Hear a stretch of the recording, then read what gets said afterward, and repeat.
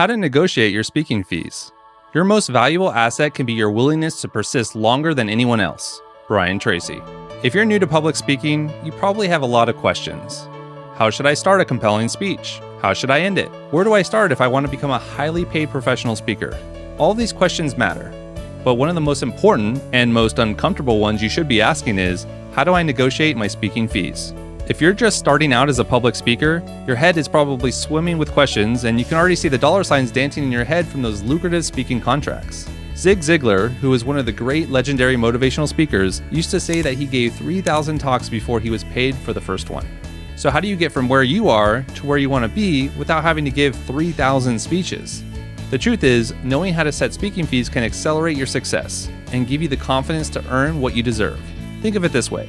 Setting speaker fees is a learnable skill, but if you try to learn it on the job, you'll earn thousands and thousands of dollars less than you deserve as you bump and stumble through the first few negotiations. So here's a simple 5-step process that will help you learn how to set speaking fees and put you on the path to speaking success time and time again. The first is to do your research. You should never go into a negotiation of any kind blind. Think of it this way. You wouldn't plan a vacation without knowing where you were going, what hotel you were staying in, and how long you'll want to be traveling for. But that's exactly what you'll need to know when you're negotiating a speaking fee. Otherwise, you might agree to a speaking fee that is even too low to cover the related expenses like travel, food, and lodging, as well as time spent preparing for your material, let alone leave you with enough to sustain your business.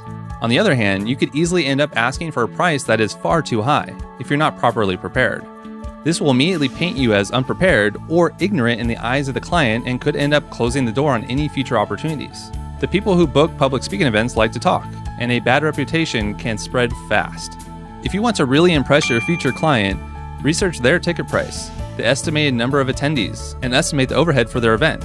If you come prepared, you'll immediately create the impression that you're professional, well-informed, and ready to deliver a killer speech.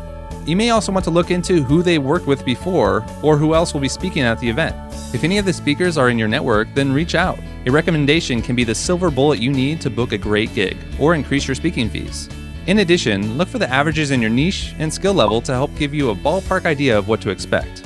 Another great tip is to ask past speakers how the event went and what type of speaking fees can be expected. Any professional speaker worth their salt will be more than happy to help you get your career off the ground, as long as you're respectful of their time and present a professional demeanor. The second step is to determine your bottom line price. Once you've done your research about your client and your industry, it's time to do some research on yourself. Honestly assess your current level of experience and expertise, and then develop a personal bottom line price. Play the role of the event booker. If you were hosting this event, how much would you pay for someone with your experience and professional background? And keep in mind, their job is to get the best speakers for the lowest amount of money. They're trying to make a profit too. In other words, set in your mind before the negotiation process begins, what is the lowest possible fee you'd accept for a particular engagement? Stay humble. If you're brand new, don't expect a huge fee right away, but don't sell yourself short either.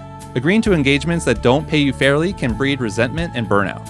Once the negotiation process begins, don't go too far below your initial ask and never agree to less than your bottom line price.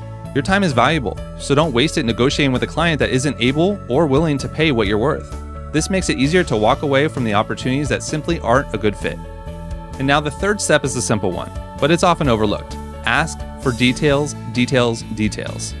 Ask your client directly what their speaker budget is, or lead with a more general question such as, what makes this event so special? Show that you're interested and engaged, and get a better idea of your client's goals, resources, and expectations. These details will give yourself great leverage during the negotiation process. Some details you'll need to find out from your client before beginning the negotiation include who is their typical audience, how many people will be attending, and who else will be speaking. The key is to never lead with the fee. Spend time building connections with your client and becoming clear about their needs. Prove that you can deliver exceptional value and show the client that you'll be a great addition to their lineup. If you check these two boxes, they'll immediately see that paying you a good fee is a worthwhile investment. And now, step 4, you're ready to officially kick off the negotiation. In your client's ideal world, the agreed upon fee would be on the lower end of the range of what you're willing to accept. In your ideal world, the fee will be on the higher end of the range of what the client is willing to pay. While these may sound like mutually exclusive goals, your goal should be to arrive at a fair compensation, and one that allows you to get the most out of this opportunity. Your client wants to book you for as little money as possible, and you want to make as much money as possible. So how do you get started? If your client suggests a speaking fee first, the negotiation strategy is called bracketing. If you're not happy with the fee that they've proposed, simply counter their offer with a figure that is between 110% to 130% higher. This strategy helps your client visualize the offer and gives you some buffer room during the subsequent negotiations. 9 times out of 10, the client will offer a figure somewhere between the two numbers you suggested. And once you've set your fee, the final step is to consider some non-monetary compensation. Before you sign your speaking engagement contract, ask your client if there's anything else they could do to help you finalize the negotiation. This is the most important step of the negotiation process, but it's overlooked far too often. In fact, a good public speaker will make the bulk of their money from non-contract revenue. In the business, we call this selling from the stage. So be sure you're able to promote yourself and your products while you speak.